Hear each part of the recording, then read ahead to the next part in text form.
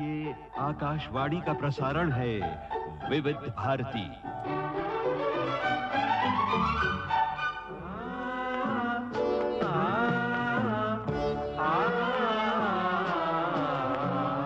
संगीत सरिता।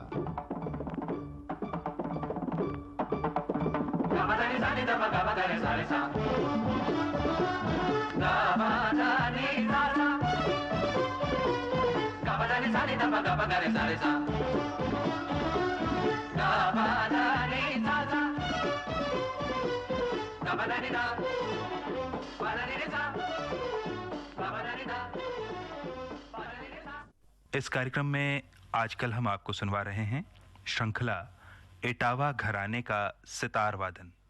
आइए सुनते हैं इसकी 7वीं कड़ी। प्रस्तुत कर रहे हैं प्रसिद्ध सितार वादक श्री अरविंद पारिक। आज हम इनायत खां साहब और वहीद खां साहब के लिए बात करेंगे। इमदाद खां साहब वो ज़माने के एक मशहूर सितार नवाज हो गए और जैसे मैंने कहा पहले इंदौर महाराजा के वहाँ थे। बाद में ऐसा सुनते हैं कि इनायत खां साहब वगैरह गौरीपुर शिफ्ट हो गए। गौरीपुर में उनके महाराजा बीके राय चौधरी बहुत म्यूज़िक के शौकीन थे, म्यूज़िक के बहुत बड़े पेट्रन थे। तो कई बरस इनायत खां साहब ने उधर बिताए और जहाँ तक मेरे को मालूम है विलायत खां साहब का जन्म भी उधर ही हुआ। बाद में कलकत्ते में सेटल हो गए और बहुत नाम किया, बहुत शागिर्द हुए उनके।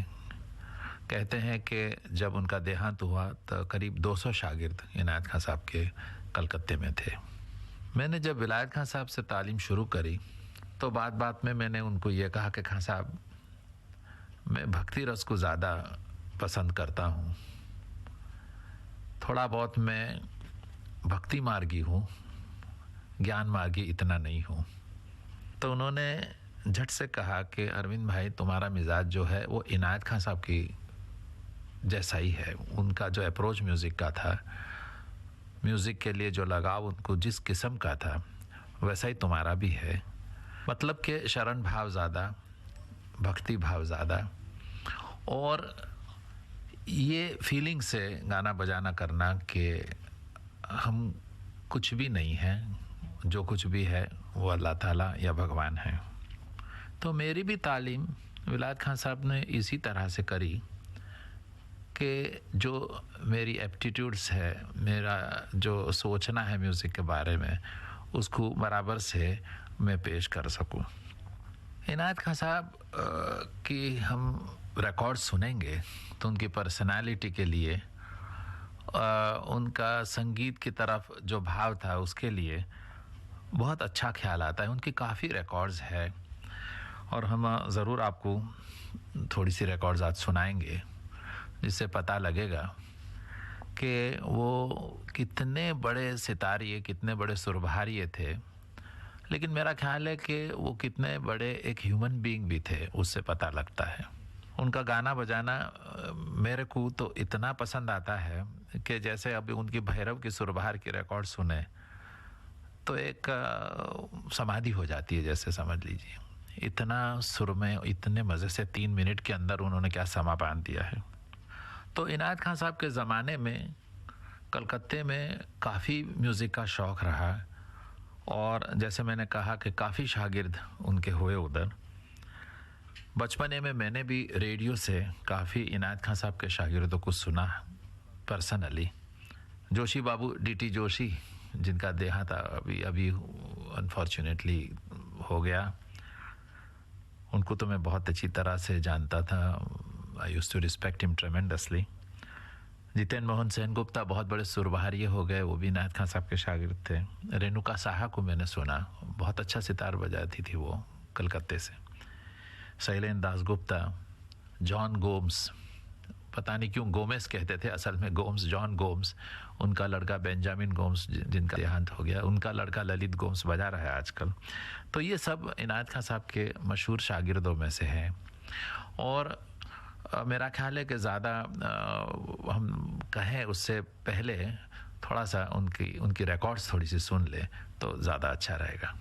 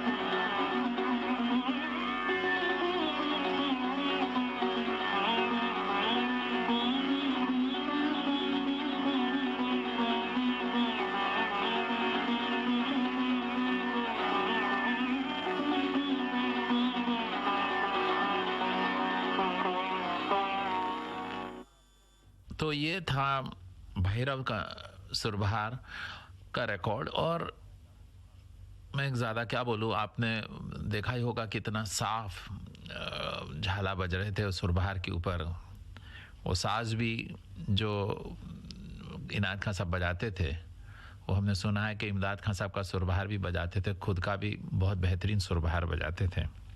और सुरबहार पे आलाप झाला वगैरह बजा कर के गत जो बजाते थे, वो ज़माने में ऐसा कहते हैं कि वो सितार पे गत बजाते थे। आलाप वगैरह वो सुरबहार पे करते थे इनायत खान साहब, और सितार पे गत काम वगैरह करते थे।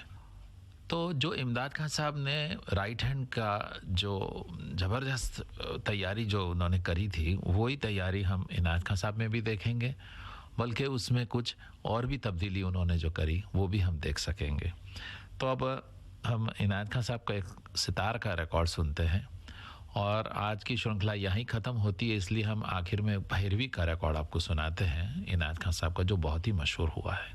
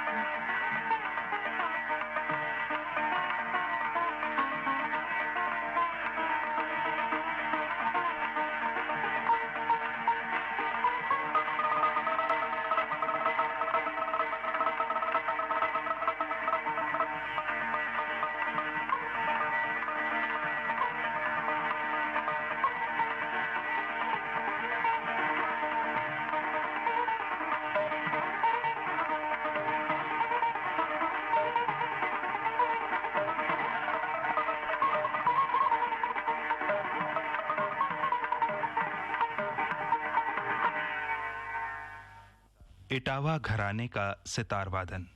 अभी आपने इस श्रृंखला की 7वीं कड़ी सुनी।